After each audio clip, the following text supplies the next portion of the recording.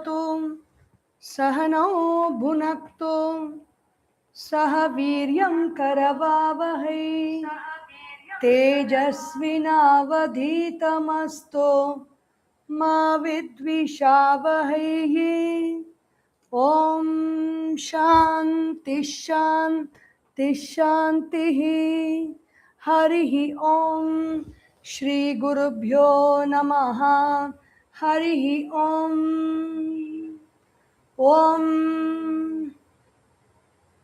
व्यासाय विष्णुरूपाय व्यासरूपाय विष्णवे नमो वै ब्रह्मनिधये वासिष्ठाय नमो नमः।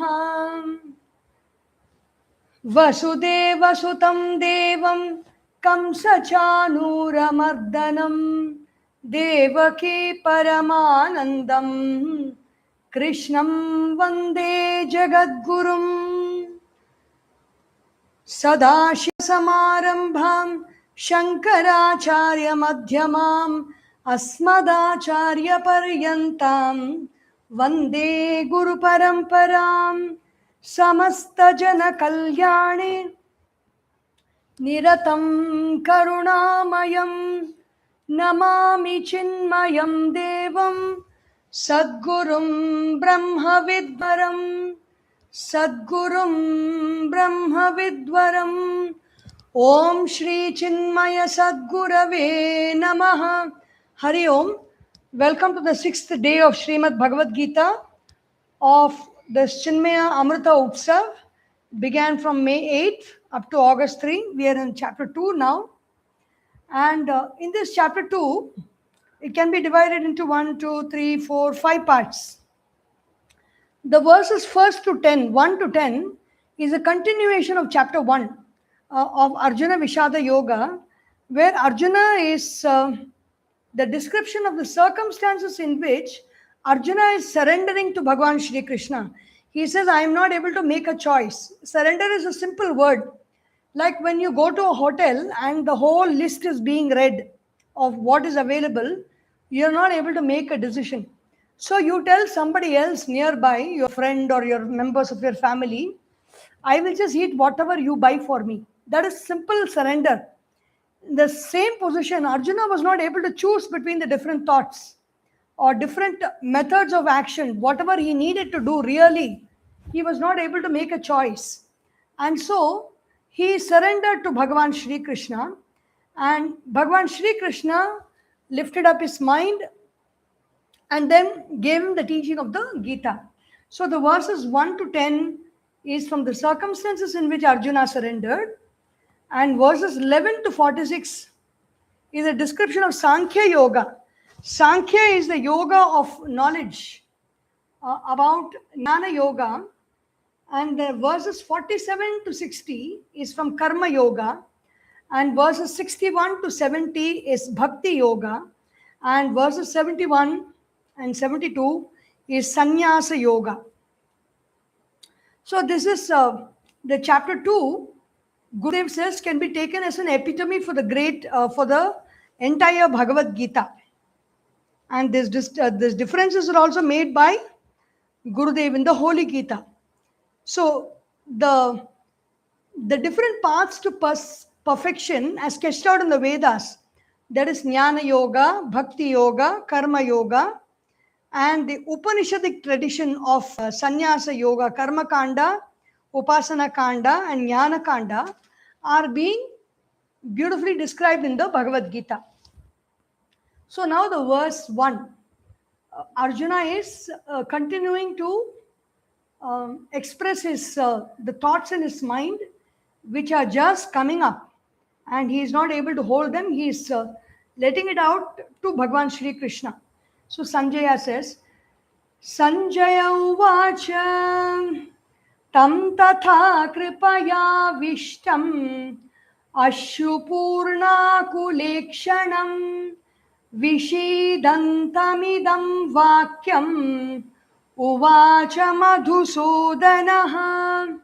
Sanjaya tells Dhritarashtra, tam tatha, to that Arjuna, kripaya avishtam. Here Bhagavan Shri Krishna is also speaking two verses because he wants to make his point known to Arjuna. He wants to make him know what he exactly thinks about what Arjuna has been telling so far. And so Sanjaya says, Bhagavan Shri Krishna is reporting, Bhagavan Shri Krishna is talking to Arjuna. Tam tatha kripaya avishtam. To that Arjuna, who has been overcome with pity, kripaya. Kripa means, like in the context of other people, kripu samarthye. Kripa is like our ability to help others in need, help others in distress. But here, this kripa is self-pity. And he is overpowered by self-pity. Arjuna is overpowered by self-pity. To that Arjuna, Bhagavan Shri Krishna, how is he looking? His eyes are filled with tears. A very sorry state of affairs for a great warrior. But it is okay to cry. Nowadays, modern psychology says in those days, men are not allowed to cry. But Arjuna is a right example of the need to express our emotions and let it out rather than suppress it. And so Arjuna's eyes are filled with tears. Ashrupurna kulekshanam. Ashrupurna kulekshanam. His eyes are filled with tears and despondency. He vishedantam. He feels very despondent and sad and somewhat miserable. Idam vakyam uvacha madhusudanaha. So Bhagavan Shri Krishna no longer is smiling, but his words are also very caustic. It is not, even though the smile is not there, even though Arjuna is crying, you can't say Arjuna is crying, but Arjuna's eyes are filled with tears. The gateways of the emotions are all expressing themselves through the eyes, because when a thought becomes very full, it comes out as tears, because the thought cannot hold itself, so it expresses itself out. And that's what is happening to Arjuna. So Sanjaya not only describes to us the mental condition of Arjuna, but also pointedly gives us a hint that the cracking of the inner personality of Arjuna has made deep fissures into the character of the great hero.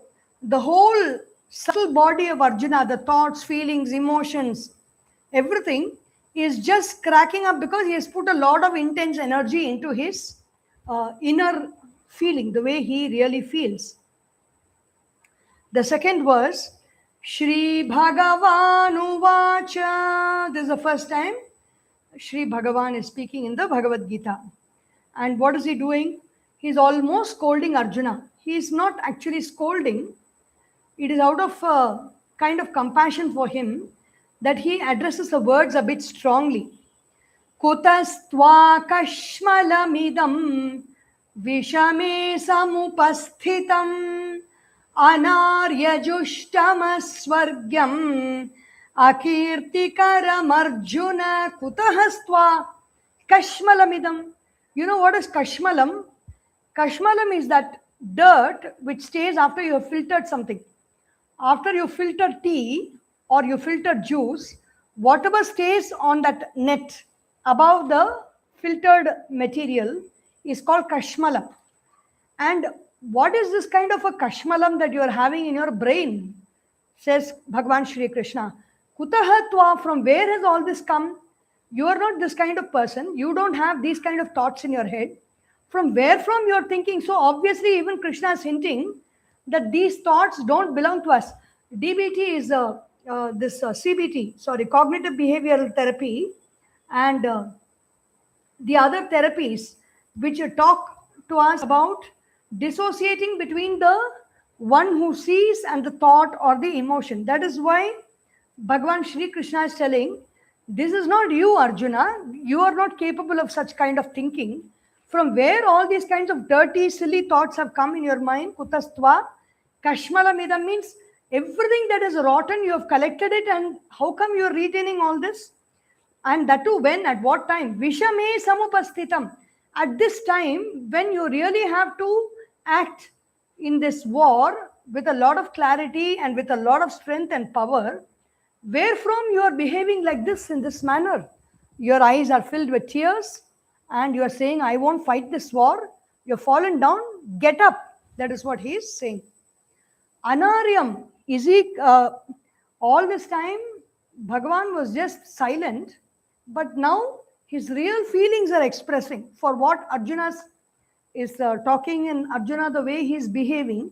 Anaryam, it is not worthy of a noble person. Ajushtam, you cannot offer these feelings to the gods.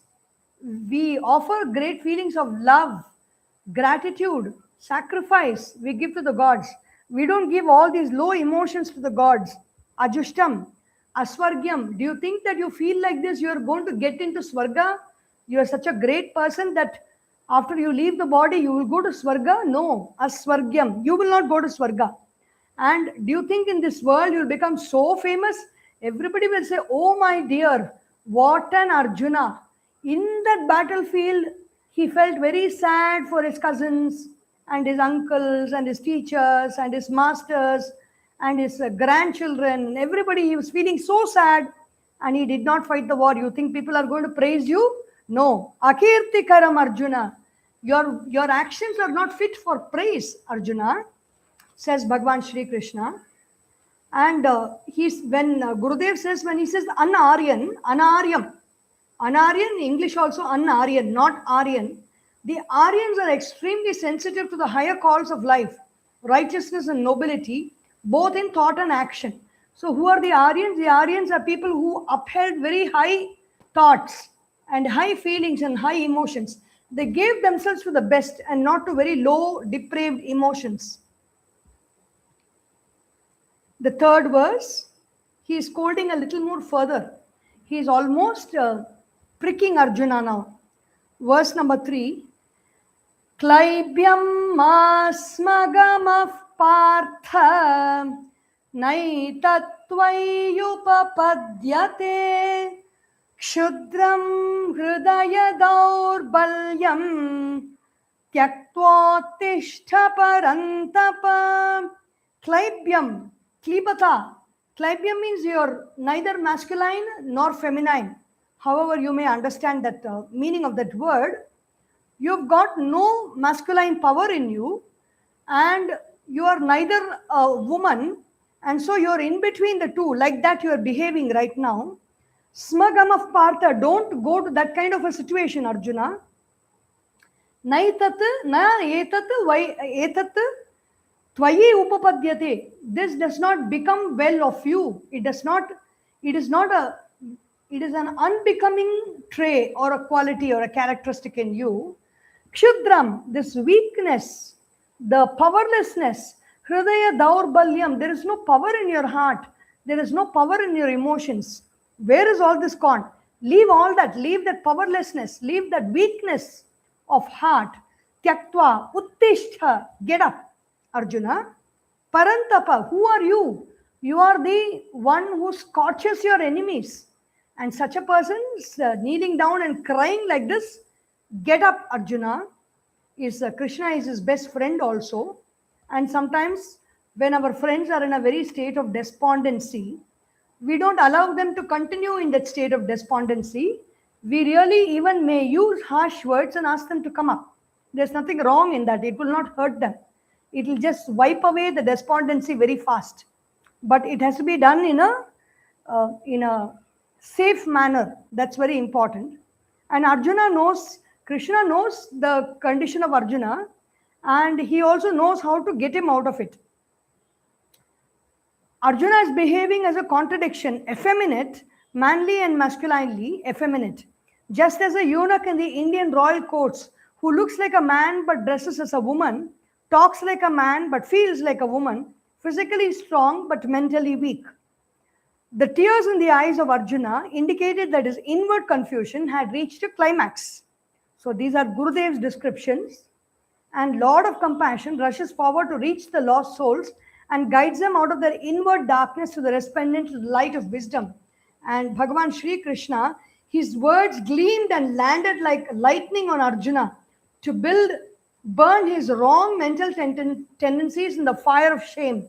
Sometimes creating that power of shame is very good for us to immediately drop something that we are taking up.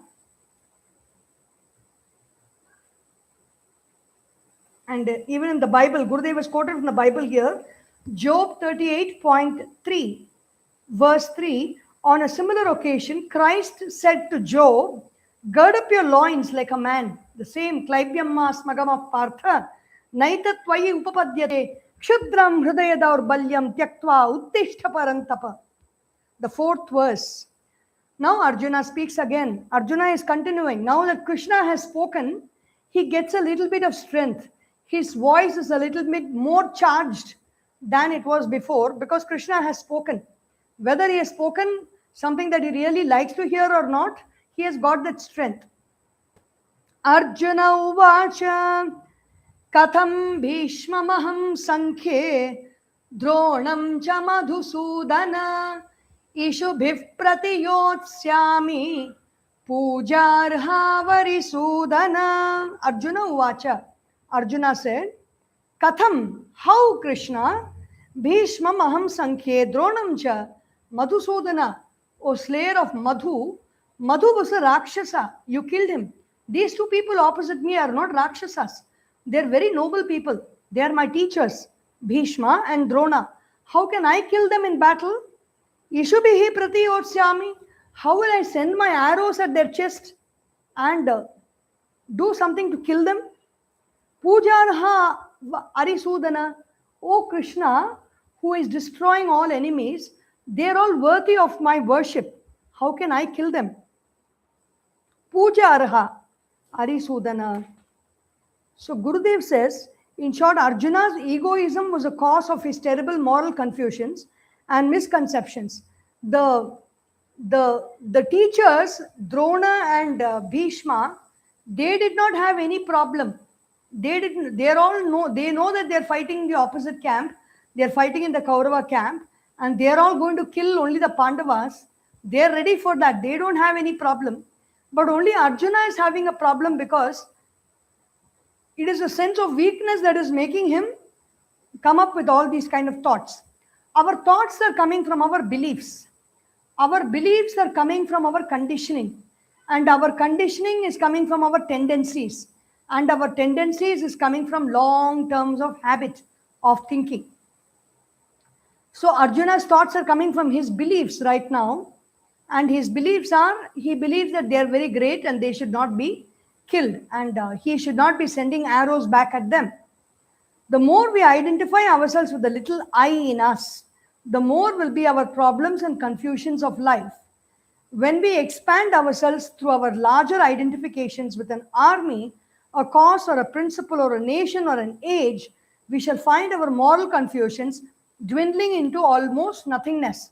When we expand, like it is like you take a big spoon of salt and put it in a cup of water. The salt will be you take a spoon of salt and put it in a cup of water.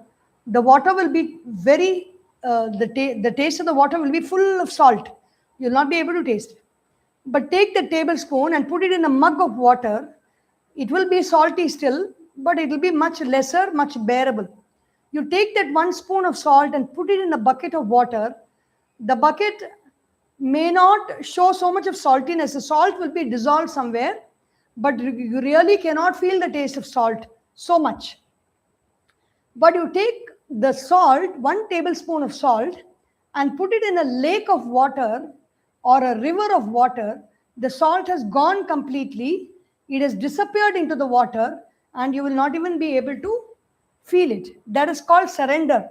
The more we identify ourselves with the little I in us, the more will be our problems and confusions in life. So the one sutra Gurudev says to come out of all our problems is to surrender the I, imagine it like a salt, a spoon of table salt, and immerse it in that ocean called Bhagavan. Immerse it in that river called Bhagavan, in that flowing river called Bhagavan, and we will be only the sweet taste of the river water and not the salt water anymore. When we expand ourselves through our larger identifications with an army, a cause, or a principle, or a nation, or an age, we shall find our moral confusions dwindling into almost nothingness. So that is what Arjuna is in the present condition. He is a very small person. He is a little Arjuna who is fighting with these little people, Bhishma and Drona on the opposition, and he is talking about how I am going to manage fighting these two people. They are all worthy of worship. He is not seeing the larger picture. The fifth verse, he is continuing. Now he is almost breaking down, but he is surrendering to Bhagavan Shri Krishna. Arjuna says, Swami, sorry, not this verse, the 2 verses later. This verse is, he is still giving justifications about how he can kill. 5th verse, Guru nahatva hi mahanubhavan shreyo bhoktum bhaikshyamapi haloke hatvartha kamamstu guru nihaiva bhunjiya bhogan rudhira pradigdhan. So he says, Gurun ahatva, not killing my gurus, better indeed in this world. Shreyo bhoktum bhaikshyam api iha loke. Living by bhiksha, living by people throwing alms to you and you eating that food is much greater than continuing to live in this world after you have killed your gurus. It is a very worse crime that can be done. The person who taught you, the person who brought you up, the person who gave you the knowledge, the person who made you see the truth, made you see that reality, that guru you want to kill, it is better to become a beggar and live a life of beggary and eating food and sleeping under the trees rather than doing this work, says Arjuna. But if I kill them, even this world of all my enjoyments and wealths and desires will be stained with blood. Hatva artha kamamstu, for the sake of wealth, for the sake of prosperity, for the sake of land, if I do kill these people, Gurun iha in this world itself, bhunjiya, I will start taking. What will I take? All the wealth that I get, all the prosperity that I get, all the land and the people that I get, everything will be soaked in blood, meaning it will have the touch of blood of the blood of my teachers on it, says Arjuna. He is going again into his justification phase for his actions. It might be, Gurudev says, once we misread a situation, the sentiments cloud our understanding, and then we too act in life as Arjuna did in his. This is clearly indicated here in the detailed narration, the incident by Vedavyasa. So Vedavyasa is drawing a clear picture for us about how Arjuna is only misreading a situation and there is no truth in this situation. Verse number 6. Nachaitad vidmah kataranno gariyaha yadva jayema yadivano jayeyuhu yani vahatva najijivishamaha tevasthitaha pramukhe dhartarashtraha nachaetad vidmaha. I do not know, Krishna. Kataran no gariyaha. Which is greater? Which of the two is greater? Yadva jayema. Whether I will conquer, whether we will conquer. Yadivano jayeyuho. Or we will allow us to be conquered. Yaneva hatva najijivi shamaha. After killing whom, we do not want to live in this life because it is all members of our family that we are seeing. After seeing all of them dead, I do not want to live in this life. Te avasthitaha, those people are standing in front of me. Pramukhe, prakarshena mukhe, facing us. Who are they? The Dhartarashtraha, the sons of Dhritarashtra. Now, Gurudev is giving a very beautiful scientific explanation for this process. He says, the state of perplexity is there in Arjuna's objective mind. It is a state of hysteria which is now developed to attack even his intellectual composure. and is indicated in this stanza. That hysteric quality, the stimuli coming from the array of enemy lines. Stimuli comes to our eyes, to our ears, to our nose, to our tongue, and to our skin. The stimuli is coming and they touch the objective mind, created therein a problem. The problem has been created. Whatever problem is there outside has been created as a problem in the mind. It is a vritti. It is a vritti knot that is formed. To solve this problem, to solve this vritti knot, to remove the knots of the vrittis, he needed the guidance of the rational capacities of his intellect, the subjective mind.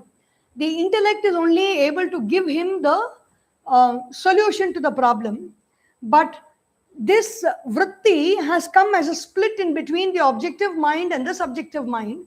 It is not allowing the information or the inputs from the subjective mind to be directed outwards. And so what is happening? He split within and his mental personality is divorced from his intellect and he could not see any definite decision. And so what is happening? The mind generally functions as an efficient receiving and dispatching clerk in the office. There is a person in the office who is seated at the desk. He is called a clerical staff clerk.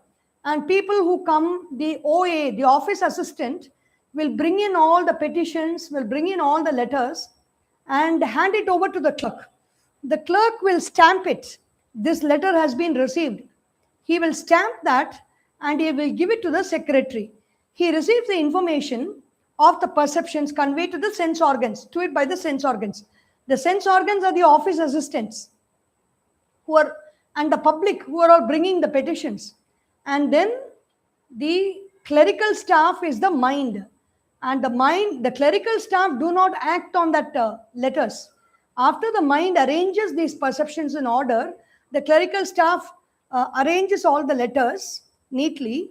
He's after stamping everything and receiving, putting it, indexing in the received note, received register or ledger, and then he keeps it in a tray. All the petitions and all the letters that come, without opening them, he places it in a tray, and then he hands it over to the secretary inside, or the PA to the secretary or whoever is there inside. The PA will take that and put it on the secretary's table for his consideration, perusal and consideration. The intellect, with reference to its stored up memories of similar experiences in the past, comes to final decisions. The secretary has seen so many such letters and he has acted upon many letters in the past, and so he knows what to do. He knows what has been done in the past and how to act in the present circumstance in the situation. They are conveyed to the mind for execution, and then what does he do? After he removes the letter, he reads them, he gives the dictations or he writes the notes on those letters, and he hands it over back to the PA or the clerical staff, and they do the needful to transfer it to somebody else. Memories and similar experiences in the past, they come to final decisions. They are conveyed to the mind for execution, and the mind in its turn issues the necessary orders of the sense organs of actions. So the sense organs of perceptions are the different agents through which these letters come, and they receive the mind by the mind, which is the secretary. The mind passes on the data to the intellect. The intellect processes the data based on what is the available memory storage in it. From the chitta, it draws the memory storage. The intellect processes the data and turns it over back to the mind. And the mind now doesn't send it out through the sense organs of perception, but it engages the sense organs of action, the mouth, the hands, the legs, the organ of reproduction, and the organ of excretion. So these are all the sense organs that are acting upon after receiving the inputs, and the output is going out through all these phases. All these activities are happening at every moment throughout our waking state in our intelligent existence in the midst of objects of the world. So Arjuna is in this condition where he is receiving all the inputs from the battlefield outside, and there is a flood of information. As we told, it is a very, very long line stretching from Bengal up till Punjab, all over the Himalayan plain, Indo-Gangetic plain. The battlefield is arranged on both sides. And so how much will be the kind of input that he is receiving at that point of time? And whether without the right knowledge, or without the kind of understanding at that moment, he will not be able to process so much of information. And that is why all the tears are coming out. And now we are coming to that famous verse which Swami Shivananda has said. If you are looking, Swami Shivananda is here. A very beautiful, it's a painting, I think. It looks like a photograph, but it's a painting. So a photograph of a painting. So Swami Shivananda says, if you are having a guru, well and good. If you do not have a guru, and if you don't know who is your guru, you chant the shloka 11 times and you surrender at the feet of Lord, and Bhagavan will show you your guru. What is this verse? Very beautiful verse. This is a verse of surrender. That little salt spoon of Arjuna's ego is surrendering into the river called Krishna. That is the 7th verse. And this is a change-making, verse, change-making conversation in this whole Bhagavad Gita. After this, he has got nothing to say, and Bhagavan Shri Krishna takes over. This and another 2 more verses. I think this verse, and then Sanjaya, yes, 2 verses, and then Sanjaya speaks. And then the conversation moves over to Bhagavan Shri Krishna. So what is this verse? It's a very, very beautiful verse. Karpanya doshopahata svabhavaha prichhami tvam dharma sammudha chetaha yachreyasyan nishchitam bruhi tanme Shishyasteham shadhimam tvam prapannam karpanya doshaha upahata swabhavaha.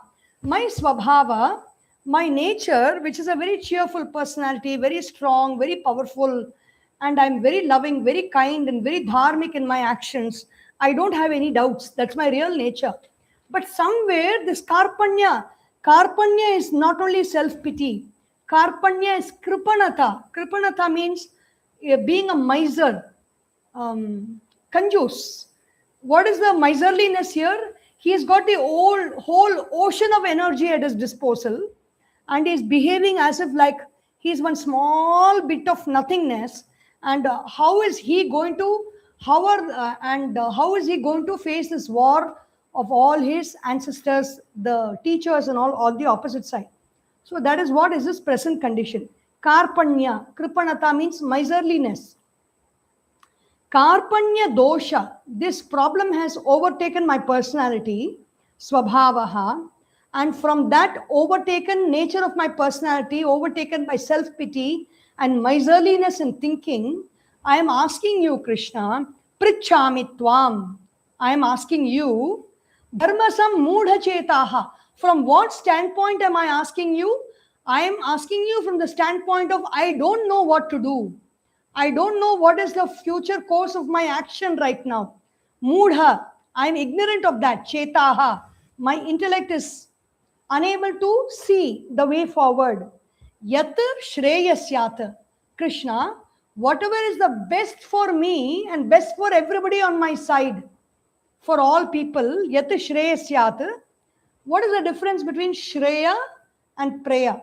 Preya is, I feel happy, I feel delighted, I feel joyful. Shreya is, everybody is happy, everybody feels delighted, everybody feels joyful. Shreya is healthiness. Preya is that tasty dish I want to eat at the cost of my health. That will give me temporary joy, but it does not give me permanent joy. So to talk in the modern Tamil Nadu language, Shreya is healthy beverages and Preya is alcohol. Shreya is eating healthy snacks and Preya is resorting to drugs. Both give us joy and remove sorrow. But what it can do, there is a lot of difference. Yat shreyasyat nishchitam bruhi tanme. You decide, Krishna. I don't have the capacity to decide now. You decide and tell me. Shishyasteham, who am I? I am your disciple. I surrender to you, Bhagavan. Shishyasteham, shadhimam, you please guide me. Tvam prapannam, I have fallen at your feet and I have surrendered unto you. You please guide me. Says Arjuna is making that step down on the floor of that chariot, he is making it complete with his words of surrender also. So Gurudev says here, Arjuna confesses that his intellect, Chetas, is obstructed by a cloud of confusions regarding what is dharma and what is adharma at that moment for him. We have already explained dharma and found that dharma of a thing is the law of its being. For example, the dharma of sugar is to be sweet. It is not sugar if it is white in color and it tastes salty. It is not sugar. A dharma of salt is to be salty. If you take salt crystals or crystals looking like salt and you put them in your mouth and they don't taste salty, they're tasting sweet, then it is not salt. So that nature which makes a thing what it is called dharma. So what is our human dharma? Our human dharma is not the human nature. Human nature is almost, we are mammals. When it comes to the physical body, we are all animals. But our dharma is, Manava dharma is being in that, living in tune with that state of divinity in our mind, with godly and divine qualities expressing through us. Qualities of grace, qualities of love, qualities of harmony, qualities of peace, qualities of goodness, qualities of help. This is our dharma. So dharma is a kind of qualities that come out through us. And all efforts of life in life should be directed towards maintaining themselves the dignity of the soul and not merely to plod on through life like helpless animals. So dharma does not happen on its own. It has to be cultivated, it has to be worked upon, it has to be focused every day. Abhyasena tu kaunteya vairagyena cha grihyate. Abhyasa is holding on all the beautiful qualities, and vairagya is giving up all the unwanted and uncharitable qualities that we have. That is dharma. Dharma sammudha chetaha. The 8th verse. So, yatshreyasya nishchitam bruhi tanme shishyaste aham. I am your shishya. I am your disciple. I am your devotee. And I am going to listen to what you say right now. He surrenders to Bhagavan Shri Krishna. The 8th verse. Nahi prapashyami mamapanudyat yacchokamuchoshanam indriyanam avapya bhumavasapatnam riddham rajyam suranam api chadhipatyam. Again he is going back. See, life, our emotions do not go on a straight path. It just goes meandering ways. Just like even when we climb a mountain, we don't climb straight. It goes round and round the mountain. Sometimes it goes down also, and then again it comes up. So in the same way, he did climb up in his thoughts. He did climb up in his emotions. He surrendered to Krishna and asked him to show the way. But now he is telling again, Nahi prapashyami mama apanudyat. I am filled with remorse. I am filled with sorrow. I am filled with grief. I am not able to take this out of me. Yat shokam, this grief, uchoshanam indriyanam, it is drying out all my senses from within Krishna, Bhagavan. This grief is drying me out completely. Avapya bhuma, bhumau asapatnam riddham. Avapya, without attaining in this dominion of the earth, even if I should attain all the dominion of the earth in this after this battle, Rajyam Suranam apicha adhipatyam. If I get adhipatitvam, if I become the master of all the devas also, this kind of sorrow that I feel, within me, which is drying my senses, it is very, very, very difficult to remove, Krishna. So I am putting this before you. I am bringing this before you. I am placing it before you. You please guide me, you help me, and you do the needful. Now Sanjaya is saying, he is reporting to Dhritarashtra. Because after all this, after hearing, what does Gurudev say? All that he needed to make himself perfect was right discrimination, Viveka, and the Lord of the senses, Rishikesha, gives him throughout the divine song. Very soon, the teaching of the Bhagavad Gita will begin. We will see that from tomorrow. Today, Sanjaya is concluding this this conversation of Arjuna. Sanjaya tells Dhritarashtra, Sanjaya uvacha eva muktva hrishikesham gudakeshah parantapa nayotsya iti govindam uktva tushnim babhuvaha. In chapter 1, he did not say, I will not fight. His body language showed that he had just become crestfallen. He could not take a step forward. His body had crashed. The nervous system had crashed. The Gandiva was placed down. The bow and arrow was placed down. And he knelt down before Krishna, saying, I am not going to get up.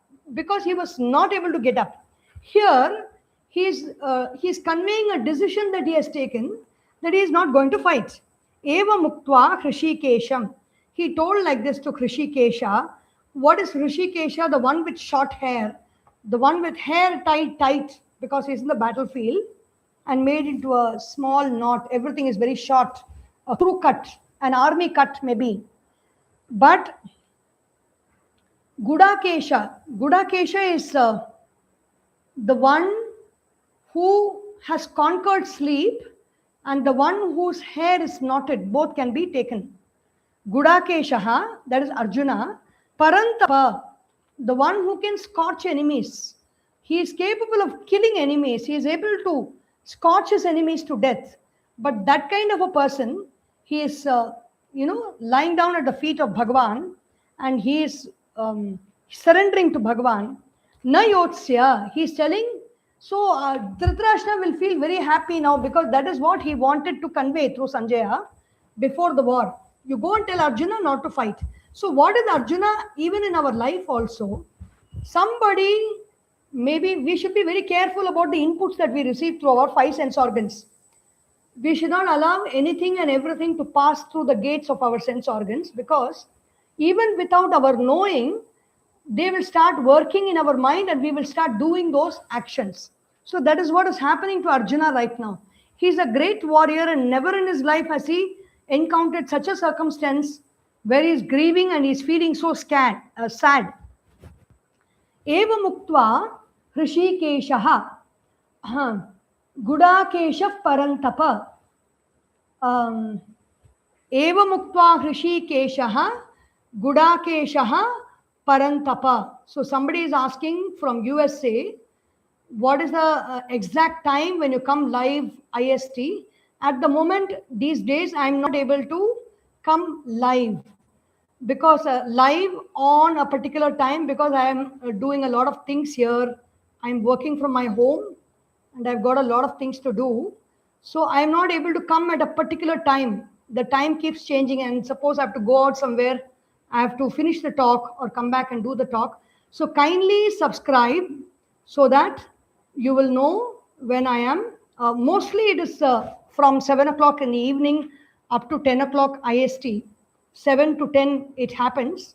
But sometimes it can be much earlier if I have to go out somewhere and I do need to complete this talk. So please subscribe and hit that notification. 1 minute. Subscribe. RIBE. This is a favor I'm doing to Bhagavad Gita. I don't want to distract the talk here. Anyway, so where am I? Sanjaya says, Evam muktva Hrishikesham Gudakesha parantapa na yotsya. I am not going to fight. Iti Govindam uktva. He tells Govinda, he tells Krishna, Tushnim babhuvaha. He falls silent. He has nothing more to say anymore. He has exhausted whatever he wanted to say, all his choices, all his clarifications, all his justifications, all his analysis, everything he has given to Bhagavan Shri Krishna, and now he just surrenders and becomes silent. Gurudev says, no single individual alive during that period of time had the authority to call back the armies from the field of Kurukshetra. Because why is Sanjaya telling this? Even now, this king, the king who cannot see, he is not only physically impaired, visually impaired, mentally also he is impaired because he is not able to see beyond his children. and he is not able to see the truth of the wasteful war that they are going to wage, and he is not able to bring his children to book. The king Dhritarashtra has a necessary status and the weight of opinion for ordering a truce, even at a time when it looked as though the time had slipped through his fingers. Sanjaya hoped that Dhritarashtra would understand the futility of their fighting against Arjuna, who would certainly conquer the Kaurava forces. He is pointing out to Dhritarashtra that Arjuna, don't think he's just going down on his knees and he's going to get away. He has got that power, he has got that capacity. But all that is happening is out of love for Bhagavan Sri Krishna and his devotion. He is expressing himself. He is getting clarification in his mind. Nothing else more is happening. And this Gudakesha has surrendered himself to Bhagavan Sri Krishna, the controller of all the senses. So Krishna is the gateway between the inputs that are received through the senses and the mind. And with that Krishna gateway, when the filtration is happening, only the right information goes into us, and we are able to take brilliant decisions in our life. So Gudakesha surrendered himself to the Lord of the senses, the winner of the world, but Dhritarashtra was born blind and had grown deaf to the words of warning uttered by the good due to his infinite attachment to his children. So we will see tomorrow. Om Sarvesham Swastir Bhavatu, Sarvesham Shantir Bhavatu, Sarvesham Purnam Bhavatu, सर्वेषां मंगलं भवतु, सर्वे भवन्तु सुखिनः, सर्वे सन्तु निरामयाः, सर्वे भद्राणि पश्यन्तु, मा कश्चित् दुःखभाग् भवेत्. ओम असतो मा सद्गमय, तमसोर्मा ज्योतिर्गमय, मृत्योर्मा अमृतं गमय. ओम पूर्णमदः पूर्णमिदं पूर्णात् पूर्णमुदच्यते, पूर्णस्य पूर्णमादाय पूर्णमेवावशिष्यते. ओम शांति शांति शांति. हरि ओम. श्री गुरुभ्यो नमः. हरि ओम. बोलिए श्री सद्गुरुनाथ महाराज की जय. हर नमः पार्वती पतये. हर हर महादेव. हरि ओम.